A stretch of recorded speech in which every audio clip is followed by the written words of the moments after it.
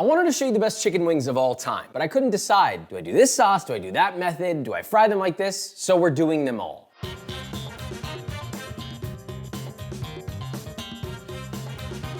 This is, to me, the end-all be-all guide to chicken wings. Of course, there are millions of sauces and I could show you every single one, but to me, these are the top 3 that cover the basics, right? You have buffalo, you have a sweet chili glaze, and then the third one being a balls-to-the-wall, crispy breaded wing that is a chicken parm flavored wing. So we're going low, medium, high here. 3 levels of wings. Let's make this, shall we?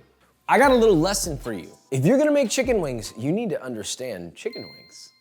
If you want, you can get whole chicken wings. Sometimes it's a better deal when you get them this way as opposed to ordering them segmented because they segment them for you. They think you can't do this, but I know you can do this. 2 to 4 pounds, depending on how many people you're serving. 2 pounds to me is enough for like 2 people. It's a pound per person, basically. So take a whole wing, set it down on a cutting board. If you do this, you can see where the joints are based on where this moves. But the first thing I like to do is identify this little flap of skin right here. I want you to just cut away from that flap of skin and kind of open it up. So now it's not there anymore. Now everybody's okay with this, it's gonna feel weird the first time you do it, but you're gonna grab the wing and you're just gonna kind of, do that. When you hear that little crack, you know that you've revealed the knuckle. You can see the knuckle here now. It's popped out of the cartilage and you're gonna cut in between those 2 pieces. There should be no resistance. When you do that, you've now separated out the drumette. What people are really after is the flat. You can leave the tip on this if you want and nibble on that. A lot of people prefer to remove them. It's the same exact procedure. Just make sure that it's broken and that it's loosened from the wing. Locate that joint yet again,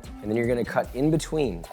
And it should remove relatively easily. Rinse and repeat with the rest of your wings. Now, once you have your drums and flats or all drums if you're a psychopath, I don't know anybody who does all drums, but hey, to each their own. Put those into a bowl. If you did the whole wings, you can freeze the tips, use them for stock, or you could cook them with this too and nibble on wing tips. For these wings, for every 2 pounds, you're gonna add 1 tablespoon or 10 grams of kosher salt and half a teaspoon of baking soda. Just toss those together, coat those thoroughly in the salt and the baking soda. Make sure to really massage it in there. I got a wire rack set over a baking sheet and you're just gonna line your wings up on your baking sheet and you're gonna set this in your fridge. All this is doing is just drying the skin out so you have the crispiest wings of all time. It's okay if it's 1 to 2 hours, but ideally overnight. Our level 1 wing. My favorite way to make the simplest version, buffalo. You can't have buffalo without Frank's Red Hot. It's just how it works. 1 cup, 1 tablespoon of Worcestershire sauce, and 1 tablespoon of white distilled vinegar. Whisk that together, set that to medium heat, and you're just gonna bring that to a very light simmer. Once that starts to simmer, you're gonna add 1 tablespoon of cornstarch to a bowl, along with 1 tablespoon of water, and you're just gonna whisk that until you got a little slurry going, thoroughly combined, no clumps. You're not gonna whisk all this in, you're gonna add a little tiny splash at a time until it's slightly thickened. So we'll add a little splash and then let that thicken. There we go. The second you notice it thickening, stop there. I'm gonna cut the heat, 1 clove of garlic. Again, no more heat because this will make the garlic sort of bitter and acrid, which you don't want. Whisk the garlic in. Now you're gonna whisk in half a cup of unsalted cold butter cubed, a little bit at a time. Once that butter's mostly melted, a little bit more butter, and just keep repeating that until you've added all of your unsalted butter. You know you did a good job when you have a beautiful emulsified orange sauce. I mean, this is no longer red. This is Frank's orange sauce or buffalo sauce. And it's beautifully emulsified. There's no breakage. It's not like one color or the other. It's one solid flat orange. And it sticks to the back of a spoon beautifully, which we call nappe. It shouldn't need salt, but you can add salt at this stage if you like. I would be light on that. You don't hear that often from me. I would be light on that. Okay, so for our buffalo wings, we have our cured wings. We have a 7-quart pot filled halfway with vegetable oil at 350 Fahrenheit. You're gonna add your wings 2 to 3 batches at a time. You don't wanna overfill this too much. Drop them in very gently away from you.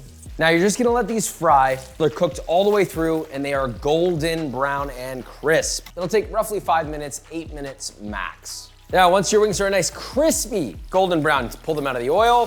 Whoa, drain them on a wire rack, pop them into a bowl. We have our sauce. The way I like to dress these, so we'll go around the bowl, that, and then just a touch over the wings. This sauce makes enough for 4 pounds. We only have 2 pounds in here. Toss your wings till thoroughly coated. I don't want any bald spots. If you need to add more sauce, but you shouldn't have to.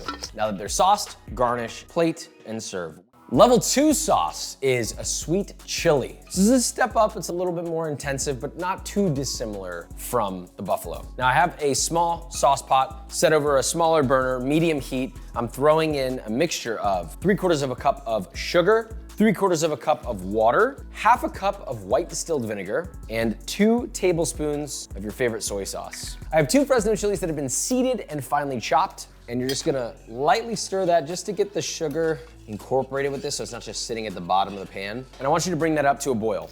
So once this comes to a boil, we have a bowl full of 2 tablespoons of cornstarch. What are we gonna do with that? We're gonna eat it raw right now. You ready? Now, you're gonna get a little bit of your hot sauce, and you're gonna scoop some of that up, and you're going to pour it into your cornstarch, and burn your hand because that's a metal bowl. And then you're gonna whisk that together until it's thoroughly combined, homogeneous, and there are 0 clumps of cornstarch left. And you're going to pour that right back into your boiling mixture, and it will pretty much immediately thicken. So from there, you'll cut off the heat. You should have a beautifully thick sauce. And then to that, you're gonna add 2 tablespoons of sambal, any sambal you like. This is the standard, clear plastic container of sambal oelek, and 4 cloves of very finely chopped garlic, and about a 1/2 inch knob of ginger, peeled and very finely chopped. Whisk that all together. Now that's effectively your sauce. You can taste this and add a little bit more soy. You could add a little salt to taste. You could add herbs to steep in here, but ultimately this is your sauce. Let that cool down close to room temperature or just until it's warm, and then it's ready to use. You could naked fry these, but these I definitely would recommend giving a dry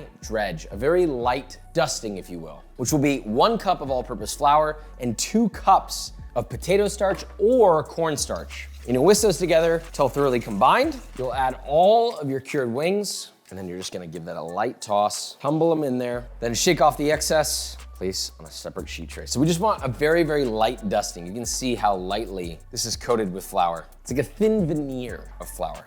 All right, now in batches, same procedure. Drop your wings in the oil, always away from yourself. Ideally in batches, you'll fry these bad boys for about 8 minutes. Oh, that was really scary. Once these are nice and golden and crisp and cooked through, you can always instant read thermometer them to make sure that there's no raw chicken, but chances are if they're this color, they're cooked. Let's dress them. So we have our fried chicken. So you're gonna add all your chicken to a bowl, and we have our beautiful sweet chili sauce. Again, around the edge first, and then over your chicken. Just give these a nice, generous toss. Look at the glaze on that. That's crazy, Once your wings are sauced to serve, you're gonna place that on a plate, and obviously you can serve this with a ranch or carrots and celery, or just sauced them by themselves. I like the addition of a little bit of crushed toasted peanuts or sesame seeds, but you can also just serve these straight up.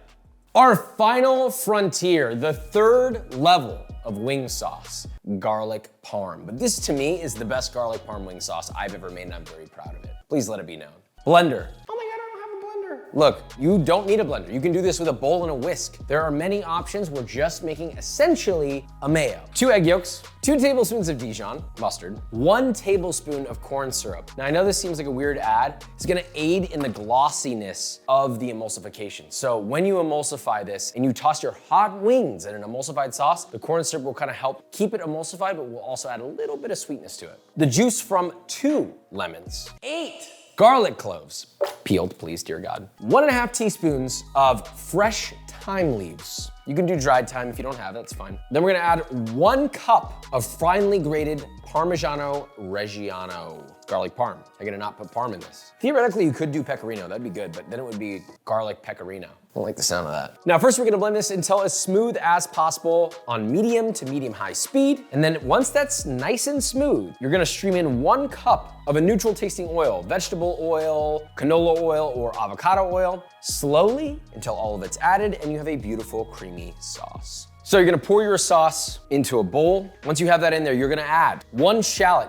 very finely chopped, 1 red Fresno, very finely chopped, 1 tablespoon of finely chopped fresh rosemary, and 2 tablespoons of very finely chopped parsley. Before we mix that, remember, season with a touch of salt to taste, a little bit of fresh cracked black pepper. Just give that a nice mix together. Once you've added all that, you're essentially done, but always taste your sauce first. Does it need more salt? Does it need more pepper? This is your opportunity to add it. Don't add it later, season it to the max now.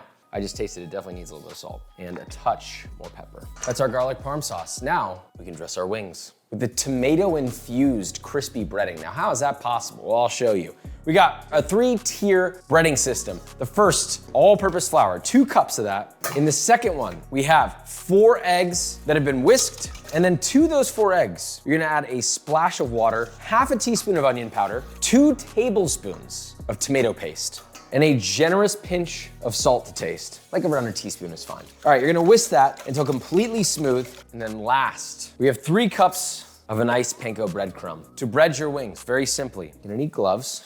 You also don't need gloves, it's fine. I just put gloves on so I don't get yelled at. We have our same cured wings here, a mix of flats, drumettes, 2 pounds of that. You have a dry hand and a wet hand. So we're grabbing wet with our wet hand. You'll drop that into your flour mix, and you'll kind of just toss these and tumble these together. I'm doing only a few at a time just to keep things from clumping together. You can do more, but you pace yourself. Now you'll shake off the excess flour, so these just have a thin veneer of flour. Then you'll drop them into your tomatoey egg wash, switch to your wet hand, toss, toss, toss, make sure it's thoroughly coated, and then finally into your panko, which you'll tumble and press into your chicken to make sure it fully adheres, and you have a beautifully coated wing. Now, just repeat that with all of your wings. Now we fry. 325-degree oil. We're going a little bit lighter because we're gonna have to double fry these. We're gonna drop in our wings, probably in 2 to 3 batches so we don't overcrowd. Trying to pick pieces that are like relatively the same size. Now, we're gonna let those fry for about 5 minutes, roughly, till they reach an internal temperature of 165 Fahrenheit minimum.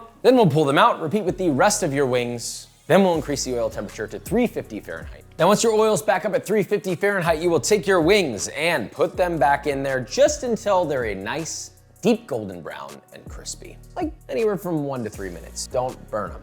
Okay, so we have all of our fried wings and we have a big bowl to sauce them. Very simply, we'll place our wings in. You can do all of them at once. You can do them in batches if you wanna like sauce them fresh each time. I'm gonna do them per plate. Get a couple flats, a couple drumettes, but let's be real, we want the flats. So you'll take your garlic parm dressing, just kind of go around the bowl again, a little bit on top, then we're gonna get to tossing. If you wanna toss these a little more gently, that might not be a bad idea just because they're breaded. You can kind of turn the bowl to the side and just scoop under them and kind of let them fold over themselves. They'll eventually get coated. And if for some reason the breading is breaking off, which it shouldn't, like you can see mine is still perfectly intact, but if you're worried about that, you can also just take a pastry brush and brush that sauce on there, and that works too, right? There's no like right or wrong way to do this. It's just like whatever you're vibing with. Now, you have your sauced wings. When you plate these up, obviously pile them up on a plate nicely and finish them off with a little bit of fresh grated pecorino or Parmigiano Reggiano and top with a little bit of thinly sliced chives. 3 wings at 3 varying difficulties and 3 completely different flavors. Buffalo. I mean, it's a crazy buffalo. Whenever I make my own wings, the buffalo always hits so much harder, and it's not because I'm making it, I just mean like homemade wings over like a store-bought wing. Sweet chili, banger. And then finally, the piece de resistance. This. I mean, look at these look insane. That actually does taste like chicken parm, no joke. Dare I say better? I know I'm supposed to talk about this whole plate, but the garlic parm finished with the parm and the tomato in the breading gives it this sort of like Italian-styled chicken parm in the form of a wing. It's crispy on the outside, it's luscious on the inside. If I were to pick one, my favorite one, it's easily the chicken parm. I mean, come on. Obviously a lot more effort, but these are all different levels of difficulty, so you can kind of choose your own adventure here. They're all amazing, they're all delicious, but now you have, to me, what I would consider the top 3 wing flavors that just about anybody will find one that they love on this plate. Love you, subscribe, bye.